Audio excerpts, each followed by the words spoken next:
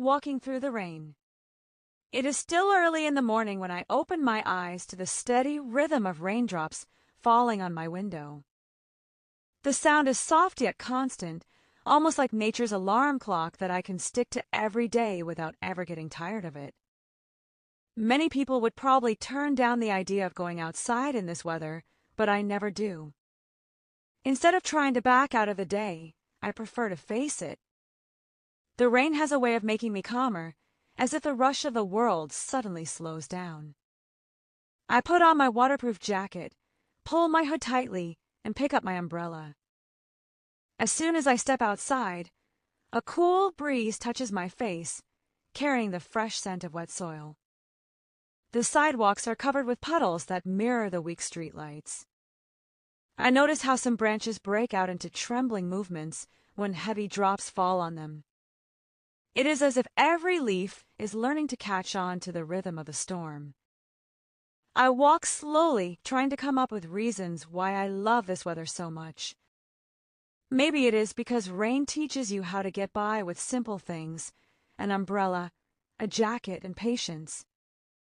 Maybe it is because it reminds me of how fragile things can fall apart only to come back together again.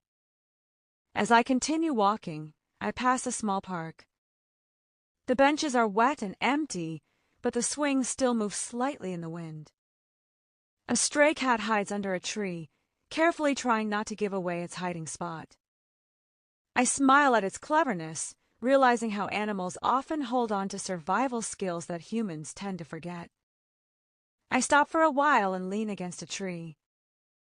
The rain presses on, and the sound of water dripping from rooftops surrounds me. It is in these moments that I can look back on my own life and see how far I have come.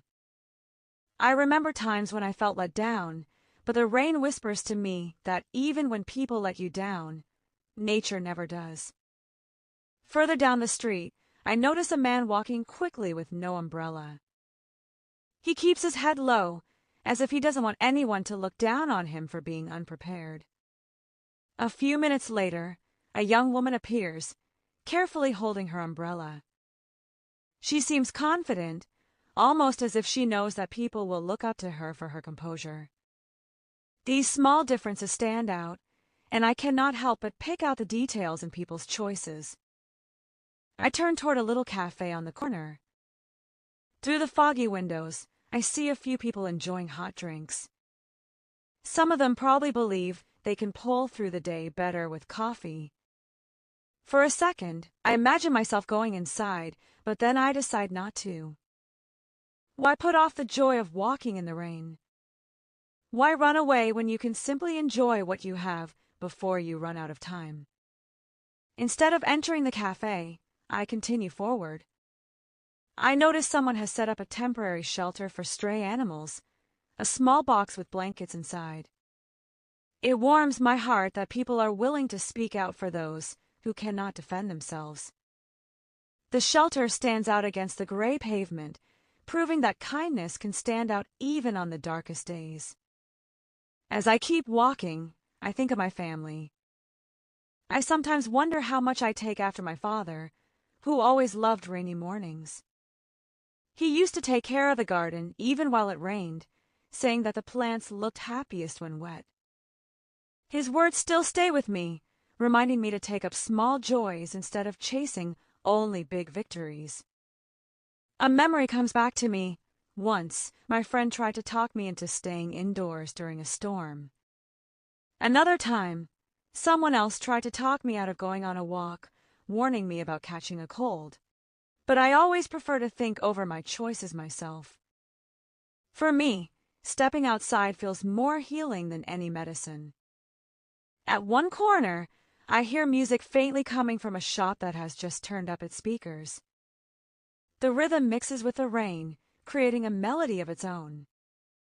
I wonder how people will work out their day in this weather. Will they hide indoors or face the storm like I do? Minutes stretch into nearly an hour.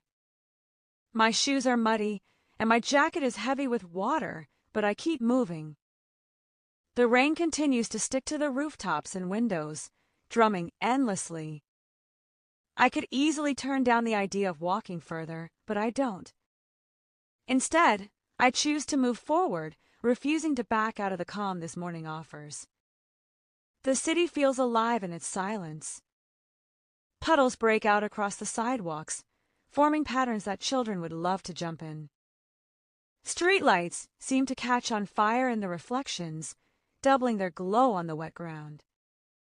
I try to come up with words that could truly capture this beauty, but language often feels limited. I pass another cafe where laughter escapes through the windows. It reminds me that even when some dreams fall apart, others are built. Some people drop out of routines, while others create new ones. Life goes on, and rain teaches us how to get by in all circumstances. I see a man giving food to birds, happily giving away pieces of bread without worrying about himself. I admire how he can hold on to such kindness even in the rain. Watching him, I once again look back on the lessons life has taught me: patience, resilience, and humility. A bus stops nearby.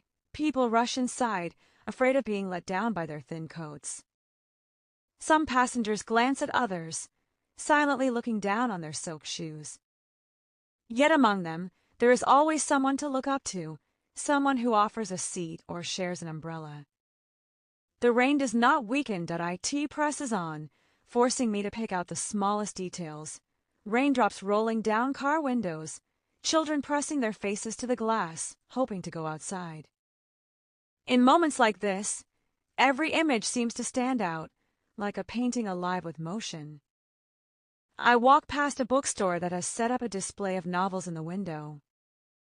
The owner waves at me, perhaps wishing I would speak out about how charming his store looks despite the rain. He probably knows that books also pull through difficult times, giving comfort when nothing else does.